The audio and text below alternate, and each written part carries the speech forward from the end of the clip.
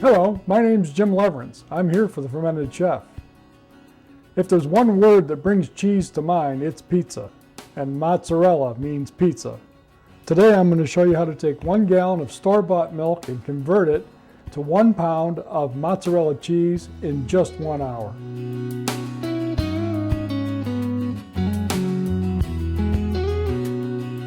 It all starts with pre-measuring our ingredients.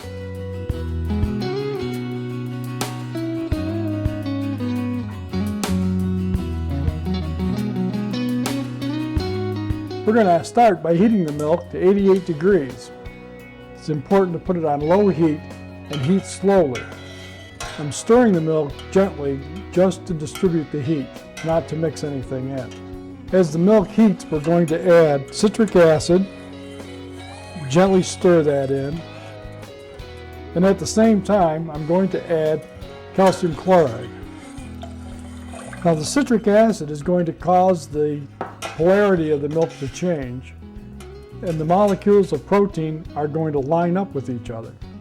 It's important to use the calcium chloride because we're using store-bought milk.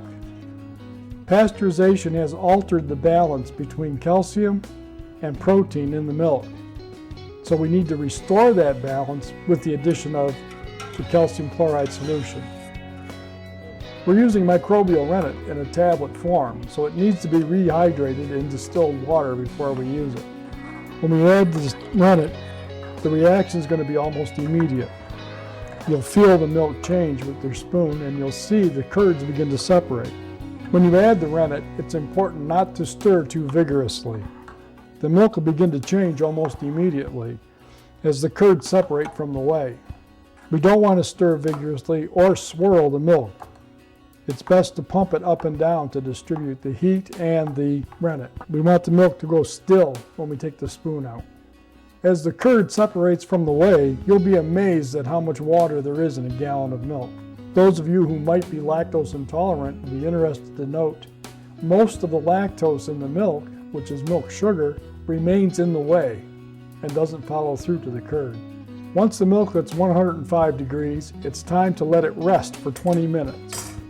Just put the lid on, turn the heat off, no agitation, and no peeking. Since you are making the cheese yourself, we can take advantage of this time while the cheese rests. I'm going to prepare some basil. You can add any herb that you're interested in. It's important though that whatever you use, it goes into the microwave to be sanitized because it's going to contain some bacteria that you may not want in the cheese. After 20 minutes, it's time to remove the lid, and you'll see the separation of the curds and the whey. The white curds will be floating in the grayish liquid. Now it's time to extract the curd. It's important at this point to get as much water out of the curd as possible. You can use your spoon to press against the colander and allow the whey to drain off. There's no reason to hurry at this point, as long as the curd remains warm. We're going to move the curd to a microwave-safe dish and allow it to continue to drain. You'll notice that as the curd sits, more whey is going to run out. We want to pour that off as best we can also. Now it's time for the first pass at the microwave to cook the curd.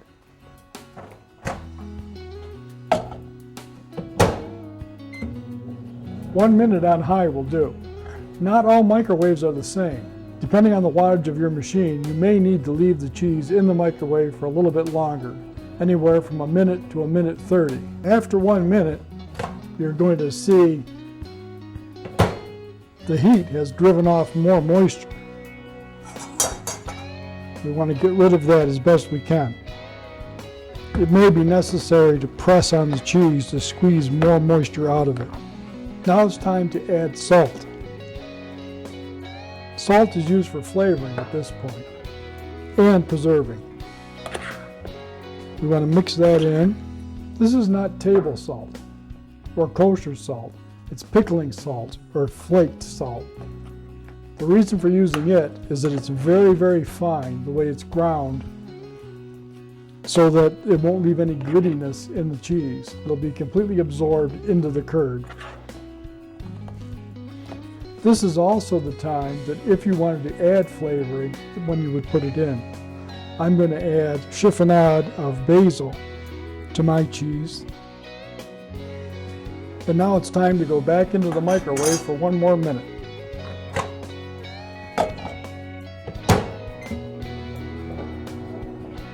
After the second time out of the microwave, you may notice some more moisture has been driven out of the curd.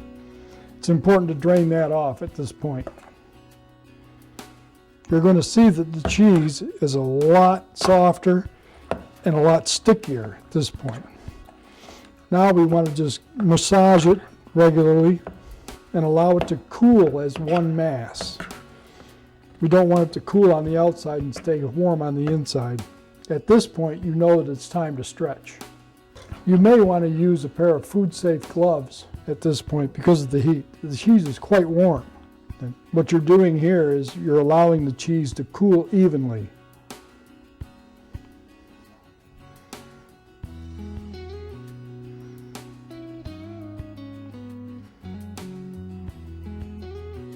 One of the most frequently asked questions at this point in time is how long will it keep in the refrigerator? I don't have any idea. We've never had a batch actually make it to the refrigerator. It's so tasty when it's warm like this that there's none left to go to the fridge. At this point, you can mold the cheese just like clay, like plasticine, into any shape you want. Traditionally, you'd put it into a round shape like this, same way as you would dough to let it rise. At this point, your cheese is ready to serve.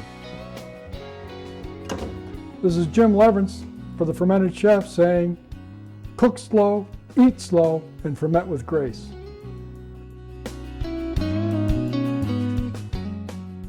This cheese was made using the Leaner's You Make It brand mozzarella cheese making kit.